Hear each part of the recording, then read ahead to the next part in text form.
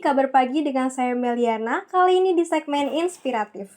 Muda, tangguh, dan gigih, 3 kata yang cocok untuk menggambarkan tokoh inspiratif berikut ini. Kimberly Adonia, mahasiswi berumur 21 tahun, kini sukses menjadi pemilik kedai kopi ternama hingga beromset jutaan rupiah. Halo pemirsa, saat ini saya sedang berada di daerah Kemayoran, Jakarta Pusat, tepatnya di tempat usaha coffee shop milik tokoh inspiratif kita yaitu Kimberly Adonia. Di sini kita bisa tanya-tanya langsung nih, bagaimana sih Kimberly membangun dan mengelola bisnis coffee shopnya? Yuk kita masuk.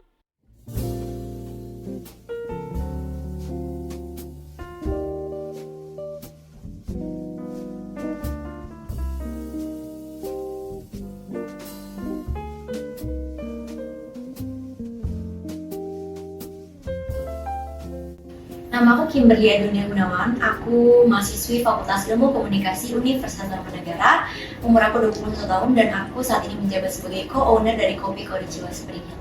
Aku awal tertarik sama kopi itu di masa kuliah. Sebelumnya aku nggak pernah sama sekali suka sama kopi karena pahit dan rasanya juga menyengat gitu. Tapi di saat lagi hektik-hektiknya COVID, aku kan banyak tugas kuliah dan ternyata minum kopi itu bantu banget bikin segar gitu. Jadi dari situ aku mulai tertarik sama kopi-kopi ya. Itu aku sebenarnya nggak ada base sama sekali untuk buat bisnis. Aku cuma tertarik sama kopi aja. Karena saking setiap harinya aku beli, aku jadi kayak ternyata banyak ya orang-orang juga yang butuh minum kopi, dan kopi itu termasuk jadi komoditi mungkin ya, karena orang butuh kopi gitu untuk menjalani harinya. Terus kebetulan aku akhirnya cari kira-kira ada gak sih peluang bisnis yang bisa jalanin oleh mahasiswi gitu. Kan kalau buka ini tuh modalnya nggak dikit. Jadi bisa kira-kira cari investor atau apa. Akhirnya aku cari salah satu franchise kemitraan yang punya keunikan sendiri di kopinya gitu. Contohnya kalau kita lihat kopi-kopi yang lain itu kan mereka lebih fokusin ke gula aren dan kopi-kopi seperti biasanya gitu ya, kopi susu gitu. Tapi aku tertarik sama Kopi Konnichiwa karena dia itu ada ciri khas sendiri. Kalau bisa lihat sendiri ini konsepnya itu dia bertemakan kejepangan, dan kita juga ada signature itu charcoal. Jadi itu yang buat aku menarik untuk franchise kopi ini. Lalu aku lanjut untuk cari investor. Kira-kira ada gak sih investor yang bisa mendanai aku untuk bikin usaha ini. Dan end up akhirnya aku ketemu investor, dan itu juga aku ngajuin proposal berkali-kali dan akhirnya diterima, dan aku di invest untuk buka Kopi Konnichiwa ini. Untuk kesibukan sih aku nggak sibuk-sibuk banget sebenarnya. Aku ikut organisasi media di luar kampus namanya Kolom Remaja. Aku sebagai social media staff di situ. Tujuannya sih untuk jalin relasi aja sih, memperluas relasi. Sama aku juga aktif di organisasi Liga Voli Universitas Tarumanagara sebagai wakil ketua umum. Aku ngeliat Kopi Konnichiwa ini ya, dia tuh setiap seasonnya tuh dia ganti menu. Jadi ada menu-menu khusus. Kayak contohnya menu kayak misalnya pas lagi lebaran dia pakai pandan, jadi kopi pakai pandan atau kopi pakai santan. Itu menarik banget menurut aku. Dan juga tema Jepang-Jepang ini sih aku suka banget karena unik. Jadi pertimbangan tuh sebenarnya baik banget. Aku tuh nggak expect juga kalau aku buka di sini, karena salah satu tantangan aku dalam membuka franchise ini tuh karena tempat. Karena kan udah banyak banget kopi, dan untuk franchise ini kita tuh ada aturan radius, dan itu tuh tarik lurus gitu ya, bukan tarik kayak belok-belok gitu di maps.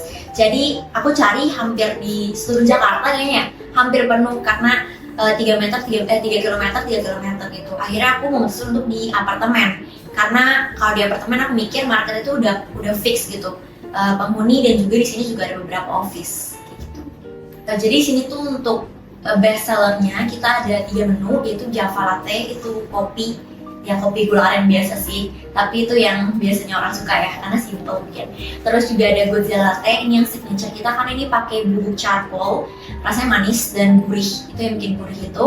Sama yang ketiga itu Sapporo Latte. Sapporo Latte itu kopi tapi pakai salted caramel. Nah ini salah satu best seller yang kalau di Spring Hill paling kenceng ya penjualannya. Untuk range harganya itu dari 20.000 sampai 25.000.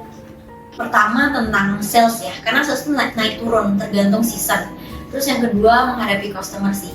Jadi kalau di store ini tuh aku kerjasama sama barista aku. Ada Rima, Alvin, sama Michelle. Nah biasanya yang menjadi concern kita itu customer, karena kita nggak tahu mood customer gimana.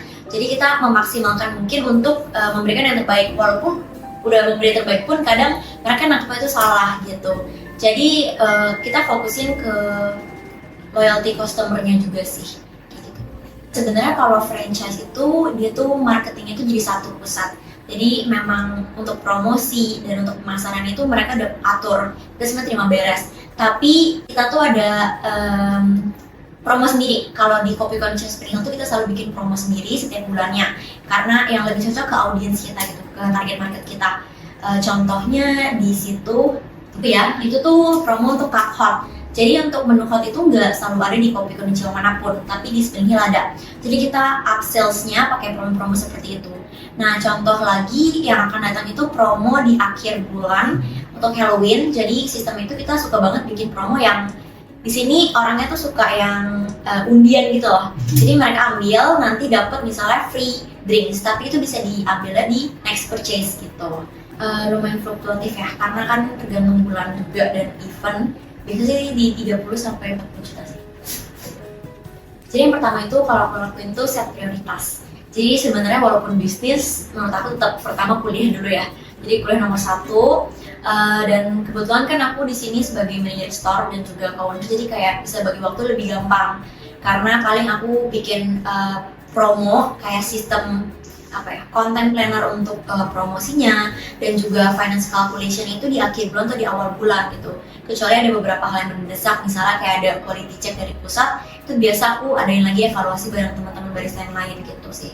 Jadi untuk pembagian waktu nggak gitu ribet, tapi yang paling penting itu set prioritas sama biasanya aku bikin time planner sih untuk ngerjain semuanya.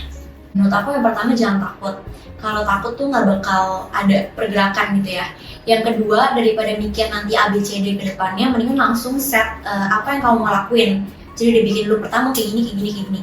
Karena sambil jalanin tuh pasti akan tetap jalan gitu.